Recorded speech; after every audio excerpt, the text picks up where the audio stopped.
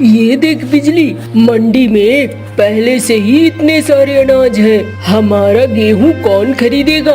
गेहूं तो भरे पड़े हैं मंडी में। हाँ, भरे तो पड़े हैं। देखते हैं क्या भाव मिलता है। सुबह से शाम हो जाती है, लेकिन कालू के गेहूं नहीं बिकते हैं। देखा बिजली, मैंने कहा था तुझसे, अब ये अनाज की फसल इतनी होने लगी है कि कोई भी नहीं खरीद रहा।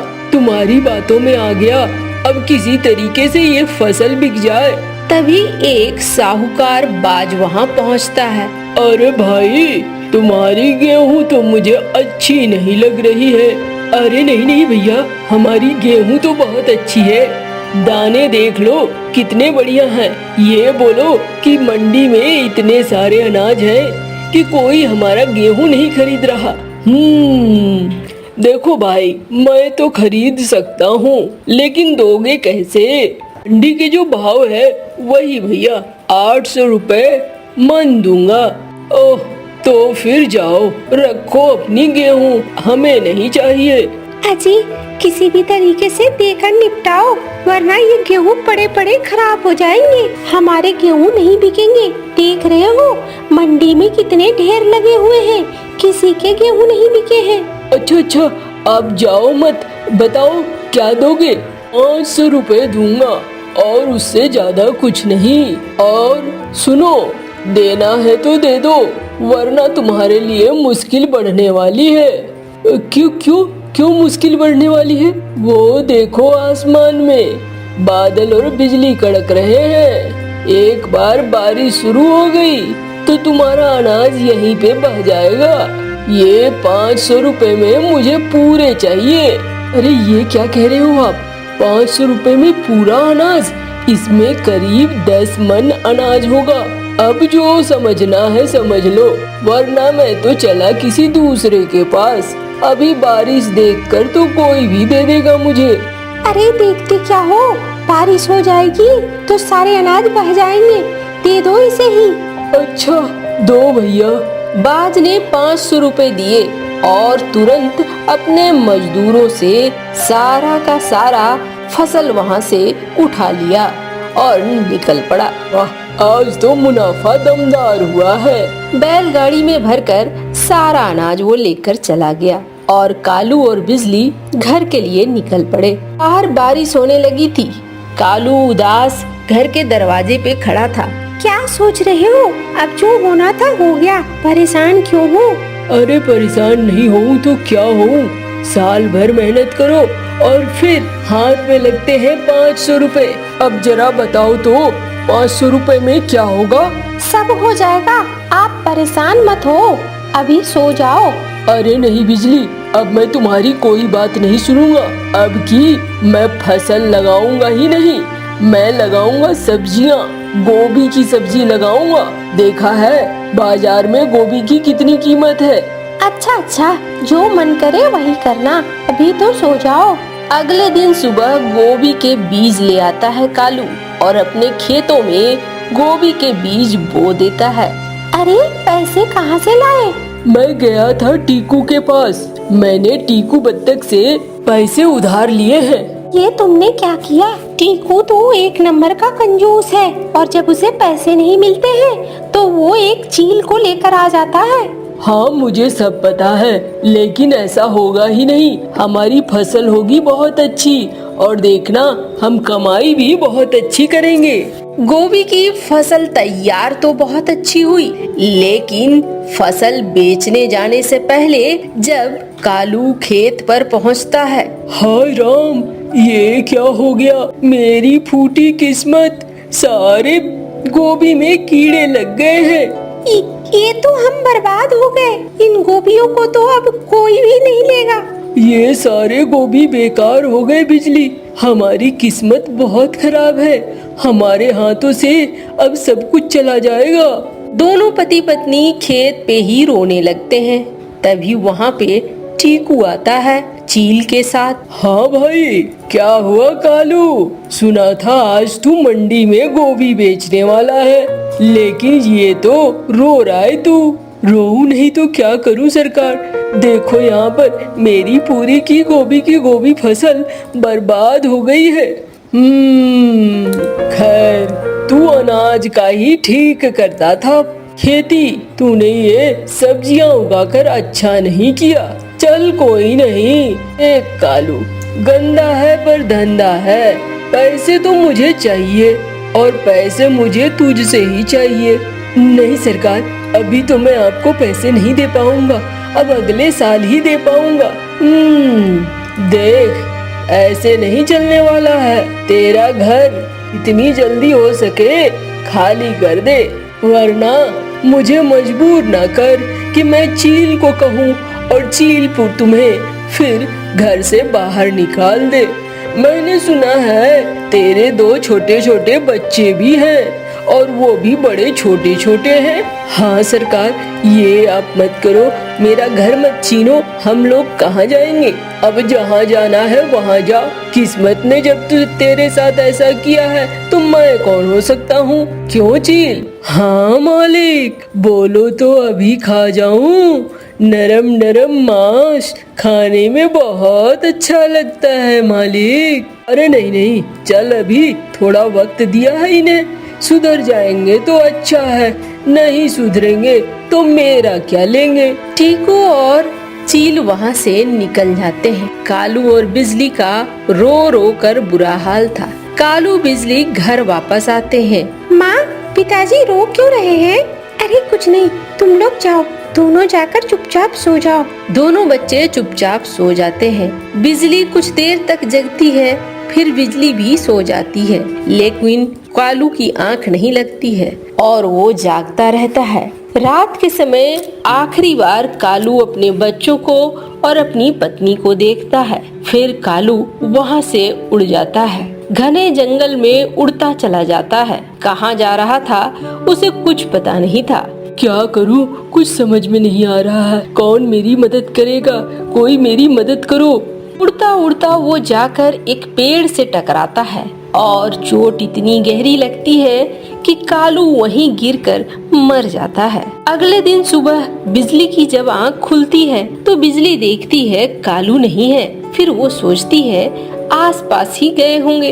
अरे मुन्ना, पापा को देखा क्या? नहीं माँ, मैंने तो नहीं देखा, लगता है कहीं आसपास ही गए होंगे।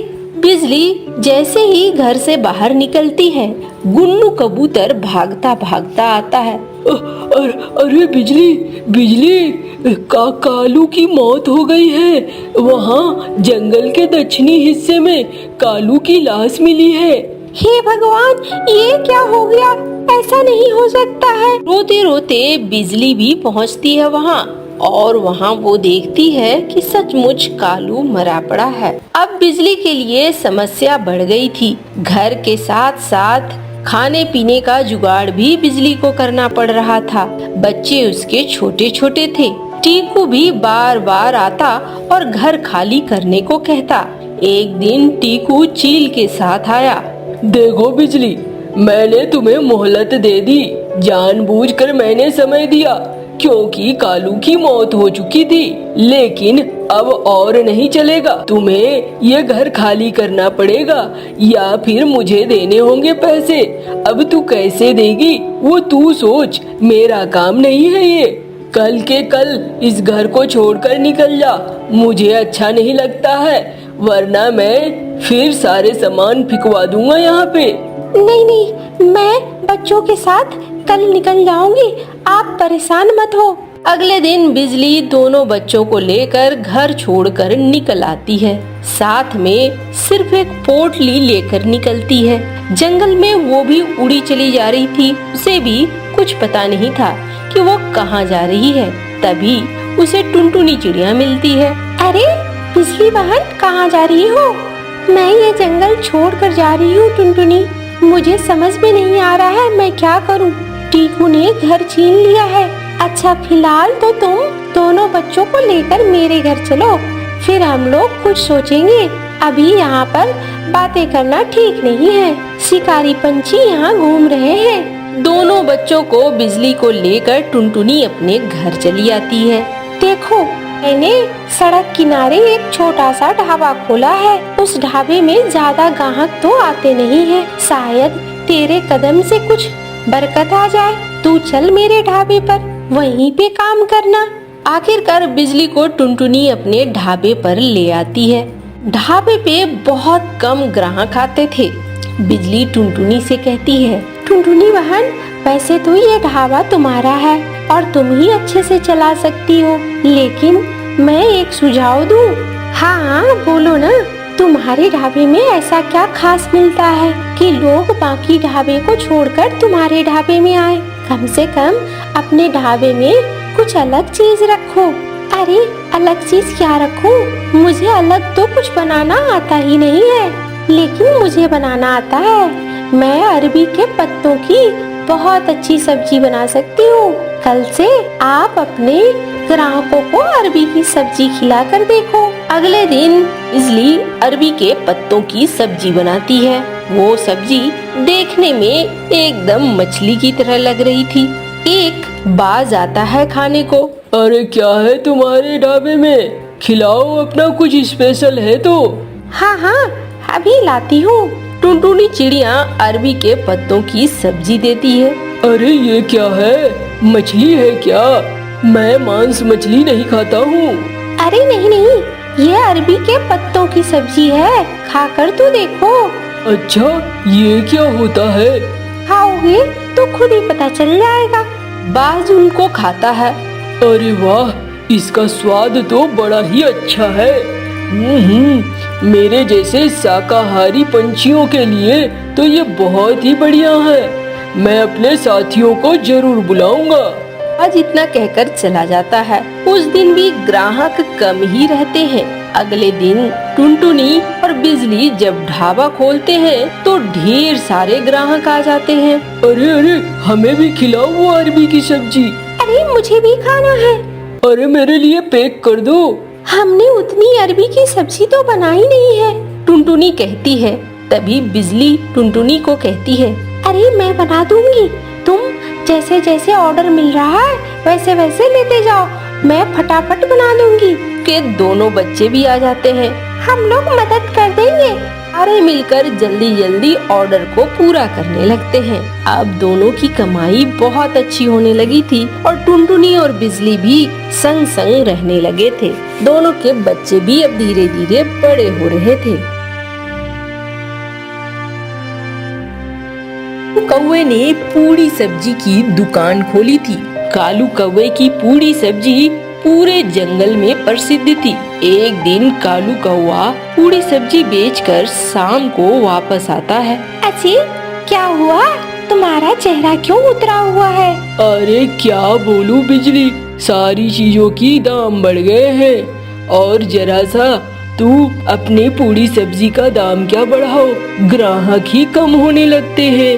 अरे परेशान मत हो, फिर भी तो दिन के 2000 रुपए बचते हैं। हाँ, लेकिन इतना सा से क्या होगा?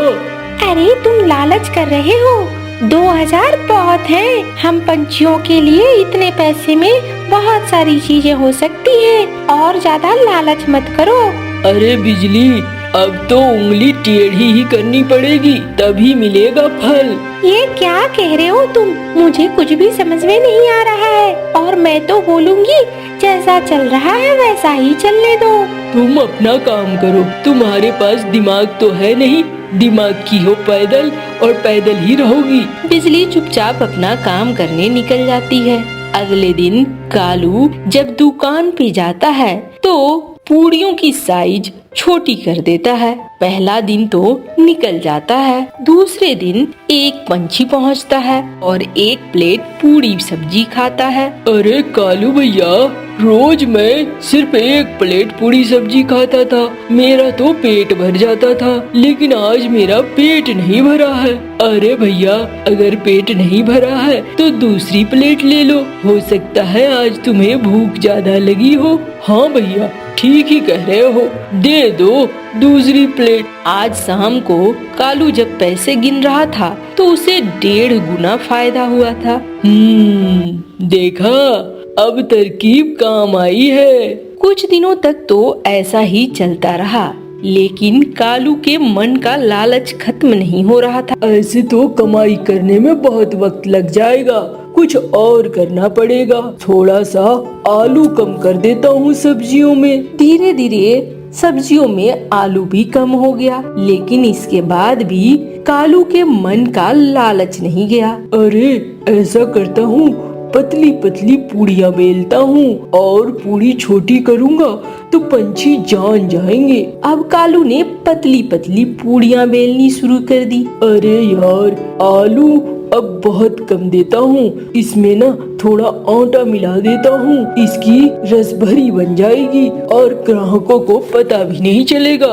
कालू के लालच ने उसके पूरी सब्जी को पूरा खराब कर दिया था। अब पंछी धीरे धीरे घटने लगे थे। एक दिन एक पंछी आया। अरे भैया कालू, तुमने पूरी सब्जी का क्या हाल कर दिया है। तुम्हारी पूरी सब्जी तो जंगल जंगल प्रसिद्ध थी, लेकिन अब तो बिल्कुल स्वाद ही नहीं है।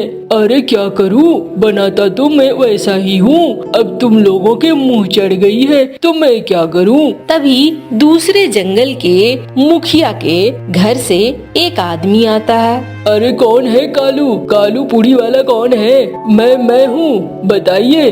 अरे मेरे मुखिया जी के यहाँ शादी है, उन्हें भोज में पूरी सब्जी बनवानी है, और न सिर्फ पूरी सब्जी बल्कि सारे पकवान। सुना है तुम्हारे हाथों में जादू है, तो तुम क्या बना दोगे? हाँ हाँ, क्यों नहीं बना दूंगा, मुझे सब बनाना आता है। मैं पूरा भोज बहुत अच्छे से कर दूंगा। ठीक है, तो फिर ये लो पैसे, ये एडवांस है, और समय पर सारा सामान लेकर पहुंच जाना। हाँ हाँ, बिल्कुल मैं पहुंच जाऊंगा। कालू कौवा मुखिया के बेटे की शादी के लिए सारा सामान लेने बाजार पहुंचता है। अरे खाएंगे तो पंछी ही, 200 पंछियों को न्योता दिया है, पागल कहीं का। 100 पंछियों का ही खाना लेता हूँ, बाद में देखा जाएगा। 100 पंछियों का ही सामान लेता है और फिर शादी के दिन 200 की जगह 100 पंछियों का खाना बनाता है। अब पंछी जब खाना मांगने आते हैं, अरे कितना खाएगा तू? हाँ, अभी तो 2 प्लेट खाया था, चल निकल। अरे मैंने नहीं खाया था, मैं तो भूखी हूँ। अभी तो खाया था, रसगुल्ले तुम्ही नहीं खाया था ना, तो फिर कोई एक चीज ही खानी है। कालू कौवे ने अपने साथ एक नौकर मंगरू को भी रखा था। मंगरू कालू के पास पहुंचता है। अरे कालू भैया, ये क्या कर रहे हो तुम?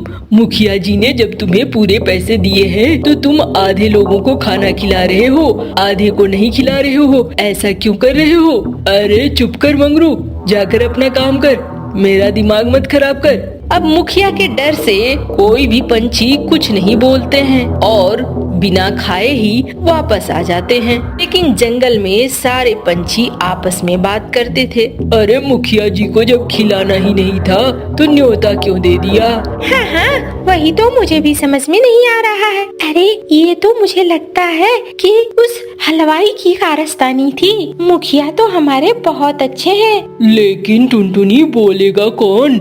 कौन जाएगा बोलने को? मुखिया जी बोलेंगे, देखो एक प्लेट खाने के लिए सुनाने आ गया है, मान लो मुखिया ने ही कहा हो तो। ये भी बात सही है। मुखिया का एक आदमी जंगल में घूम रहा था, उसने ये सारी बातें सुन ली। उसने जाकर बाज मुखिया को सारी बात बता दी। बुलाओ उस हलवाई को। कौन था वो? कौवा, उस कौवे को बुलाओ। कालू कौवे को मुखिया के घर पे बुलाया जाता है। मुखिया कालू कौवे को कहता है, क्यों बे, क्या सुन रहा हूँ मैं? तूने जंगल के पंछियों को खाना नहीं दिया था? नहीं सरकार, गलत बोल रहे हैं सारे, सबने 4-4 प्लेट खाई थी। अब बताओ, एक एक जना 4-4 प्लेट खाएगा। आपने दिया है 200 का ऑर्डर, खा रहे हैं 400 प्लेट, कैसे होगा मालिक बताओ?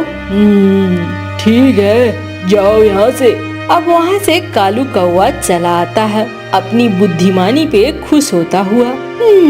देखा, दिमाग कहते हैं इसे। थोड़े दिनों बाद मंगरू पहुँचता है कालू के पास। कालू भैया, मुझे पैसे दे दो, मेरी माँ की तबीयत ठीक नहीं है, मैं जाऊंगा पैसे लेकर इलाज कराने। काहे के पैसे बे? अरे मंगरू भैया, मैं रात भर मुखिया जी की शादी में आपके साथ था और आपका काम में हाथ बटाया, तो पैसे तो बनते हैं ना, आपने कहा भी था। अरे काहे के पैसे, चल भाग यहाँ से, वरना तेरी तनख्वाह भी नहीं दूंगा और काम पर भी नहीं रखूंगा। मंगरू वहाँ से जाता है और मुखिया जी के खास आदमी के पास पहुँचता है, सारी बात बता देता है। ठहर जा, इस कालू के बच्चे को सबक सिखाता हूँ, ये ऐसे नहीं मानेगा। दोनों ही कालू के पास पहुँचते हैं। कालू दोनों को साथ देखकर समझ जाता है यहाँ गड़बड़ है। अरे कालू, तो सारा किया कराया तेरा है, तेरा सारा पोल पट्टी खुल गया है और मैं पुलिस बुलाऊंगा। अरे नहीं नहीं, पुलिस मत बुलाओ, मैं तुम्हारे पैसे दे दूंगा और तुम्हारे भी पैसे दे दूंगा, तुम दोनों के पैसे दे दूंगा। पुलिस मत बुलाओ, पैसे तो तू देगा ही, लेकिन अगर तू चाहता है कि पुलिस न बुलाए तो चल हमारी पंचायत में, वहाँ तुझे सबके सामने बोलना होगा और माफी मांगनी होगी। तुझे पता है मुखिया जी की कितनी बदनामी हुई जंगल में, तुम मुखिया जी को तुमने बदनाम करवा दिया है। अब अगले दिन उस जंगल में पंचायत होती है। कालू वहाँ जाकर अपनी गलती स्वीकार करता है, लेकिन कालू अब बदनाम हो गया था। जल्दी उसके पास कोई भी काम नहीं आ रहा था। देखा, मैंने आपको कहा था कि आप लालच मत करो। हमारा अच्छा भला पूरी सब्जी का धंधा चल रहा था, लेकिन तुम्हें तो पड़ी थी लालच की, और लालच ने हमें लेकर डूब गए। तुम्हारे ही कर्मों का फल है। अरे बिजली, अब कितना सुनाओगी मुझे? मैं समझ गया हूँ, मेरे ही लालच के कारण ऐसा हुआ है, लेकिन अब हम क्या यहाँ पड़े पड़े मरेंगे? चलो हम अब चलेंगे दूसरे जंगल, और वहाँ पर जहाँ कोई हमें जानता नहीं है, वहाँ पर मैं पूरी ईमानदारी से काम करूँगा। अब बिल्कुल भी इस तरीके के चालबाजी नहीं करूँगा। हाँ, यही अच्छा रहेगा। कालू और बिजली जंगल छोड़ देते हैं। दूसरे जंगल में अब ईमानदारी के साथ काम करने लगते हैं। लालच की वजह से कालू को अपना घर बार भी छोड़ना पड़ा आखिर, इसलिए लालच बहुत बुरी है।